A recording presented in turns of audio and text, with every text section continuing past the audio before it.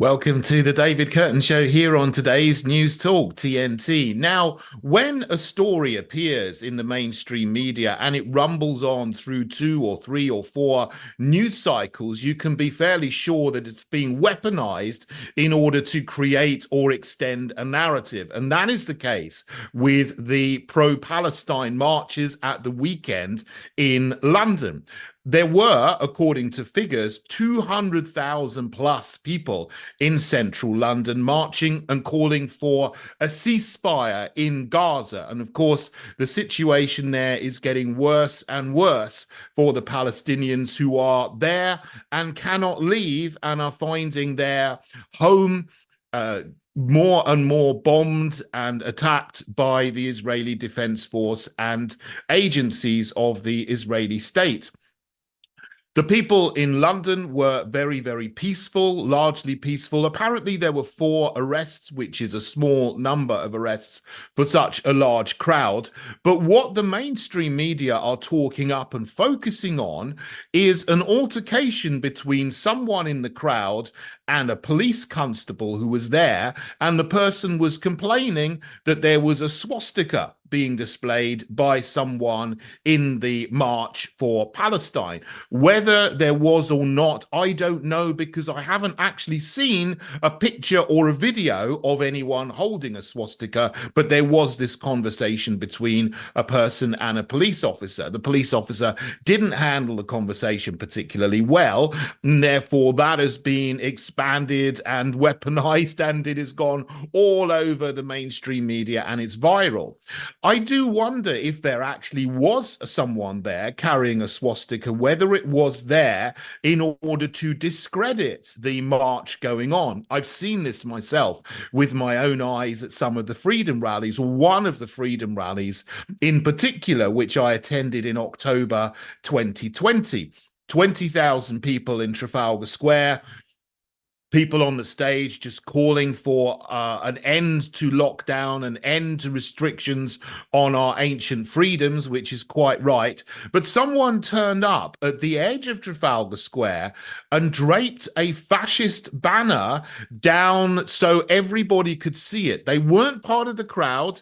They were nothing to do with anybody on the stage, but the cameras and the photographers there who were associated with the mainstream media all photographed this person who was not associated with the rally itself, draping down the flag of the defunct British Union of Fascists in the 1930s.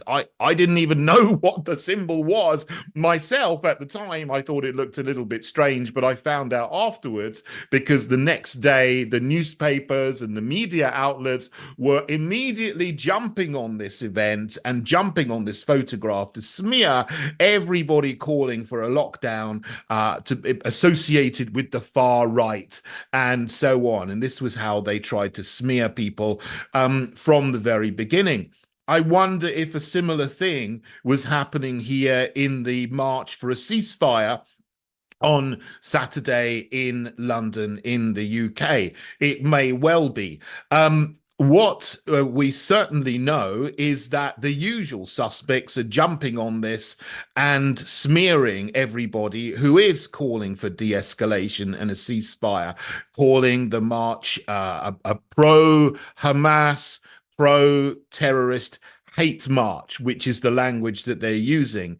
But the real hate, which we see on display, is actually happening to the people of Gaza, where we know tens of thousands of people have been slaughtered by the nation that calls itself Israel, and that doesn't show any sign of abating. They're now massing to go in and attack Rafah in the south of the Gaza Strip, and 1.5 million people have already been displaced from north and central Gaza. They've been pushed down to the southern 20% of the Gaza Strip, being told that that was a safe area, but the safe area itself is now under threat from the bombs and shells of the Israeli Defense Force.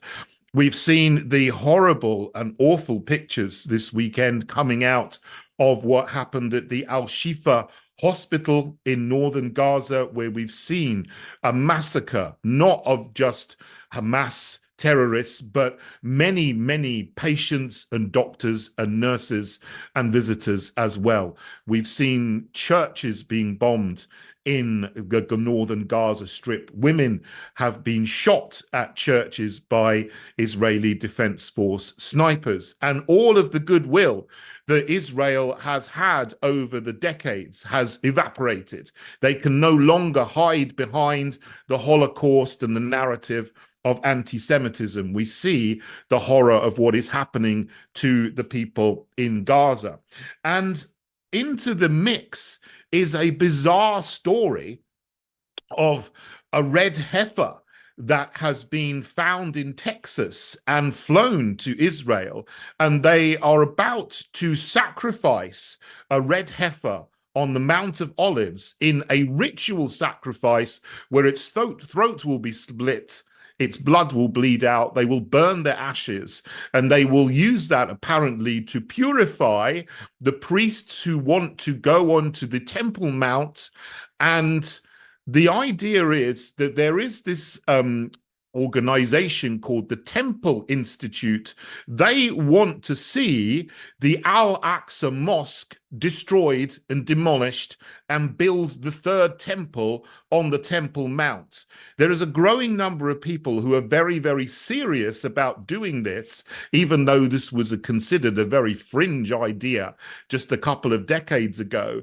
And they're so serious about it that they are going to sacrifice a red heifer because they believe that this is the symbol that is going to bring in the destruction of that mosque and the rebuilding of the third temple, which is then going to pave the way for what Talmudic Jews call their Messiah coming in, which is not the real Messiah, of course, because Jesus is the real Messiah who came to earth 2,000 years ago. But there are people who genuinely believe this and want this to happen and would happily cause a third world war between Israel and the Muslim world, which would certainly kick off if that's what they got to happen on the Temple Mount in Jerusalem.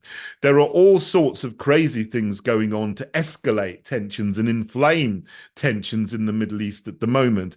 And I stand very firmly myself with the people who are simply calling for a ceasefire and an end to the slaughter of tens of thousands of people, mostly women and children, who find themselves caught up in this, who have no choice and nowhere to go from the Gaza Strip at this time.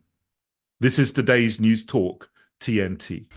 Your voice heard here. The government needs to step up and do its job. Today's News Talk Radio, TNT.